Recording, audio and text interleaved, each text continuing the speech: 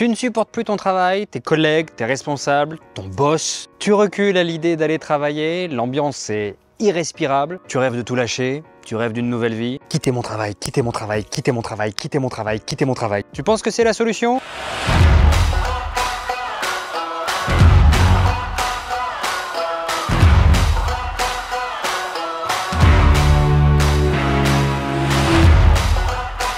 Salut, c'est Théo du Verger et je voudrais savoir pourquoi tu veux quitter ton travail. C'est quoi les raisons? Parce qu'avant de passer à l'acte, sache qu'il y a deux choses qui peuvent motiver ta décision. L'une est responsable, elle est dirigée vers le futur, elle te permettra, j'espère, de t'épanouir dans un autre travail, voire même d'initier une reconversion. Et l'autre te fait focaliser sur le passé, sur ce que tu as vécu. Et au moment de regarder devant toi, tu vas te prendre le mur en pleine face. En d'autres termes, est-ce que tu veux quitter ton travail pour fuir une condition de travail, pour fuir une mauvaise ambiance, pour fuir tes collègues, tes responsables, ton boss? Ou est-ce que tu veux quitter ton travail parce que tu as déjà des plans en tête, des projets qui t'inspirent? Ok, disons-le, tu détestes ton boss. Il est odieux, misogyne, c'est un con. Alors d'accord, la raison est toute trouvée, mais ne quitte pas ton travail sur un coup de tête. Si tu penses que le travail te rend malade, tu prends d'abord rendez-vous chez ton médecin du travail avant toute décision trop hâtive. Et puis pose-toi des questions. Quelles sont tes qualités, tes valeurs? Qu'est-ce que tu aimerais arrêter de faire? Qu'est-ce que tu aimerais faire plus? Qu'est-ce que tu as aimé dans tes anciens boulots? Ces questions vont t'aider pour savoir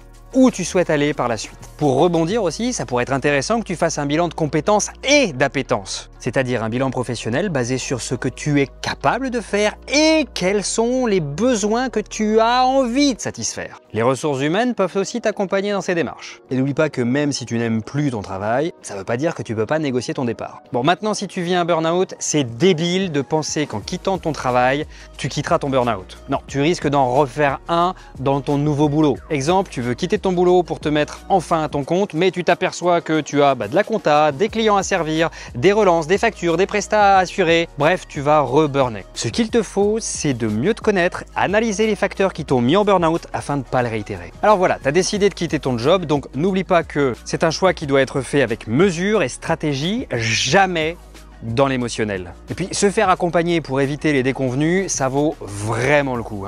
Oui, même si tu penses que c'est un investissement, tu gagneras en temps et en sérénité. Donc tu l'auras compris, un départ, c'est quelque chose que tu dois faire mûrir. Et même si les conditions au travail sont insoutenables, tu auras plus d'avantages à prendre un petit peu de recul, à réfléchir à tout ça au lieu de simplement claquer la porte et dire ciao. Si le sujet de cette vidéo t'a plu, eh bien je t'invite à cliquer sur le lien sous la vidéo et te rendre sur la conférence en ligne que j'ai faite sur le thème du burn-out évidemment. On verra pourquoi tu es en burn-out et surtout comment résoudre ce burn-out. On va passer 1 heure ensemble, on aura le temps de rentrer dans le détail. Tu vois, une vidéo YouTube comme ça dure que 3 minutes, on ne peut pas couvrir tous les sujets. Donc je te retrouve de l'autre côté, je te dis à très bientôt.